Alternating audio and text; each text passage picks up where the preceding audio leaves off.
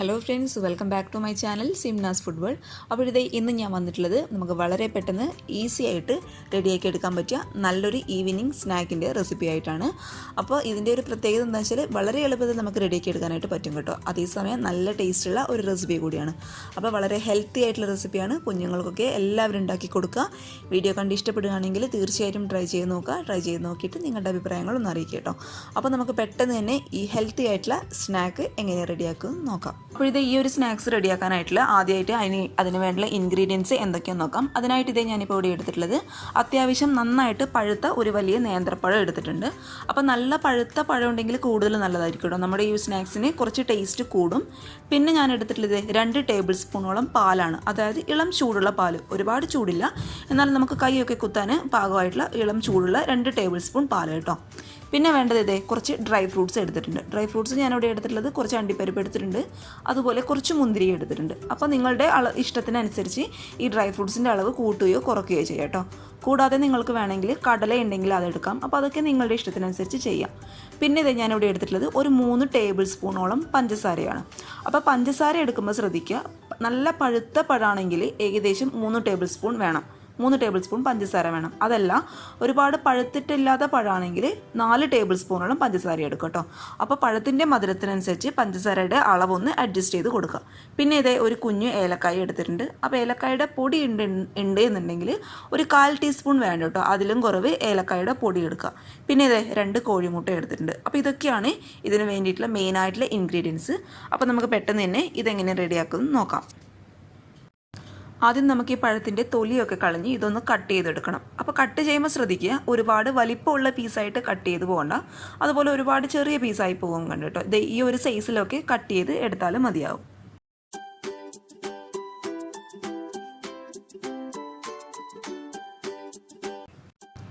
ഇനി ഒരു പാന് നന്നായിട്ട് ചൂടാവുന്ന സമയത്ത് ഇതിലേക്ക് നമുക്ക് 1 ടേബിൾ സ്പൂണോളം നെയ്യ് ഒഴിച്ചു കൊടുക്കാം.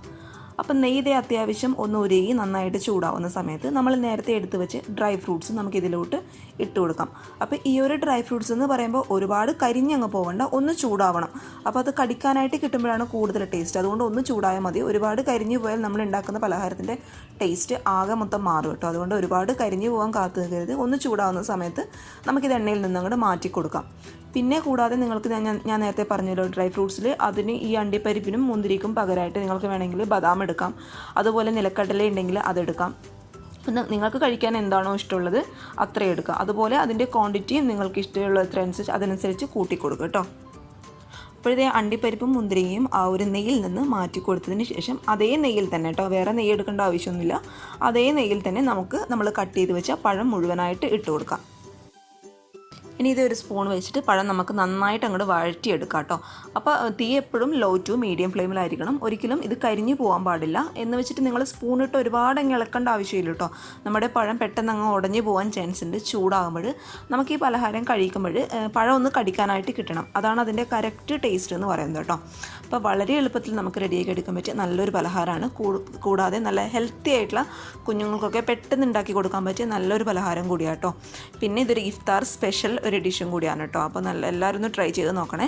അപ്പോഴിതേ പഴത്തിൻ്റെ ആ ഒരു പച്ച സ്മെല്ലും ആ ഒരു ഇതൊക്കെ ഏകദേശം ഒന്ന് മാറുന്ന സമയത്ത് നമുക്കിത് പതുക്കെ എണ്ണയിൽ നിന്ന് അങ്ങോട്ട് മാറ്റി കൊടുക്കാം. ഇനി ഒരു മിക്സിയുടെ ജാർ എടുക്കുക. ഈ ജാറിലോട്ട് നമ്മൾ നേരത്തെ എടുത്ത് വെച്ച 2 ടേബിൾ സ്പൂൺ പാല് ഞാൻ ഇതിലോട്ട് ഒഴിച്ചു കൊടുക്കുന്നുണ്ട്. പിന്നെ ഞാൻ ഇട്ട് കൊടുക്കുന്നത് ഒരു ഏലക്കായ. അപ്പോൾ ഏലക്കായ എന്ന് പറയുന്നത് മുഴുവനായിട്ട് ഞാൻ ഇട്ട് കൊടുക്കുന്നില്ല. ഏലക്കായയുടെ ഒരു 3-4 കുരു മാത്രം കേട്ടോ. ഒരുപാട് ഇട്ട് കൊടുത്ത് നമ്മുടെ മിക്സിയിലിട്ട് അടിച്ചെടുക്കുമ്പോൾ ഏലക്കായയുടെ ഫ്ലേവർ അങ്ങ് മുന്നിട്ട് നിൽക്കും. അതുകൊണ്ട് ഒരു 3-4 കുരു മാത്രം ഇട്ട് കൊടുത്താൽ മതി. പിന്നെ നമ്മൾ നേരത്തെ എടുത്ത് വെച്ച പഞ്ചസാര ഞാൻ ഇതിലോട്ട് ഇട്ട് കൊടുക്കുന്നുണ്ട്. പിന്നെ മുട്ടയുടെ കാര്യം പറയുകയാണെങ്കിൽ ഇപ്പോൾ 2 മുട്ടയാണ് ഞാനിവിടെ എടുത്തിട്ടുള്ളത്. അപ്പോൾ 2 മുട്ട എന്ന് പറയുമ്പോൾ നമ്മൾ 2 മുട്ട മുഴുവനായിട്ട് ചേർത്ത് കൊടുക്കുകയാണെങ്കിൽ മുട്ടയുടെ മഞ്ഞയുടെ സ്മെല്ല് ഒരുപാട് അങ്ങ് മുന്നിട്ട് നിൽക്കും കേട്ടോ. അതുകൊണ്ട് ഒരു മുട്ട മുഴുവനായിട്ടും ഒരു മുട്ടയുടെ വെള്ള മാത്രമായിട്ടാണ് കേട്ടോ ഞാൻ ചേർത്ത് കൊടുക്കുന്നത്. അപ്പോൾ നിങ്ങൾക്ക് മുട്ടയുടെ മഞ്ഞയുടെ ഫ്ലേവർ പ്രശ്നമില്ല എന്നുണ്ടെങ്കിൽ 2 മുട്ട മുഴുവനായിട്ടും ചേർത്ത് കൊടുത്തോളൂ കേട്ടോ. അപ്പോൾ അങ്ങനെ 2 മുട്ട മുഴുവനായിട്ട് നിങ്ങൾ ചേർത്ത് കൊടുക്കുകയാണെങ്കിൽ ഏലക്കായയുടെ അളവ് എന്ന് പറയുന്നത് ഇച്ചിരി കൂട്ടി കൊടുക്കുക. കാരണം നമ്മൾ ഏലക്കായ ചേർക്കുന്നത് മുട്ടയുടെ ആ ഒരു ഫ്ലേവർ ഒന്ന് ബാലൻസ് ചെയ്ത് കിട്ടാൻ വേണ്ടിയിട്ടാണ് കേട്ടോ. ഇനി ഇതെല്ലാം കൂടി നമുക്ക് നന്നായിട്ടൊന്ന് അടിച്ചെടുക്കാം. ഇപ്പോഴത്തെ അടിച്ചെടുത്തതിന് ശേഷം ഞാൻ ആ പഴമൊക്കെ നമ്മളൊരു ബൗളിലോട്ട് മാറ്റി കൊടുത്തിട്ടുണ്ട്. ഇനി നമുക്കിതിലോട്ട് നമ്മൾ നേരത്തെ മിക്സിയിൽ അടിച്ച് വെച്ച മിക്സ് നമുക്ക് ഈ പഴത്തിലോട്ട് ചേർത്ത് കൊടുക്കാം. പിന്നെ ഇതിലോട്ട് നമുക്ക് ചേർത്ത് കൊടുക്കേണ്ടത് നമ്മൾ നേരത്തെ റോസ്റ്റ് ചെയ്ത് വെച്ച ഡ്രൈ ഫ്രൂട്ട്സ് ആണ്. അപ്പോൾ ഡ്രൈ ഫ്രൂട്ട്സ് കുറച്ച് മാത്രം ചേർത്ത് കൊടുത്താൽ മതി കേട്ടോ. കുറച്ച് നമുക്ക് ബാക്കി വെക്കാം. അവസാനമായിട്ട് നമുക്കൊന്ന് അതിൻ്റെ മുകളിലോട്ട് ഇട്ട് കൊടുക്കാൻ വേണ്ടിയിട്ട് കുറച്ച് ഞാനിവിടെ ബാക്കി വെക്കുന്നുണ്ട്. ഇനി നമുക്കിതിങ്ങനെ റെഡിയാക്കാൻ നോക്കാം. അതിനായിട്ട് ഞാൻ ഈ പാനിൻ്റെ അടിയിൽ ഉപയോഗിക്കാത്ത ഒരു നോൺ സ്റ്റിക്ക് പാൻ, അതായത് കോട്ടിംഗ് ഒക്കെ അത്യാവശ്യം പോയത് ഒരു നോൺ സ്റ്റിക്ക് പാൻ വെച്ച് കൊടുത്തിട്ടുണ്ട്. അപ്പോൾ നമ്മൾ ഡയറക്റ്റായിട്ട് ഈ ഉണ്ടാക്കുന്ന പാന് സ്റ്റൗവിൽ വെച്ച് കൊടുക്കുകയാണെങ്കിൽ ഇത് പെട്ടെന്ന് കരിഞ്ഞു പോകാനുള്ള ചാൻസ് ഉണ്ട്. അതുകൊണ്ട് അടിയിൽ ഉപയോഗിക്കാത്ത ഒരു നോൺ സ്റ്റിക്ക് പാൻ വെക്കുക. അതിനുശേഷം മുകളിൽ നമ്മൾ റെഡിയാക്കി കൊടുക്കാൻ പോകുന്ന നല്ലൊരു പാൻ വെച്ച് കൊടുക്കുക കേട്ടോ.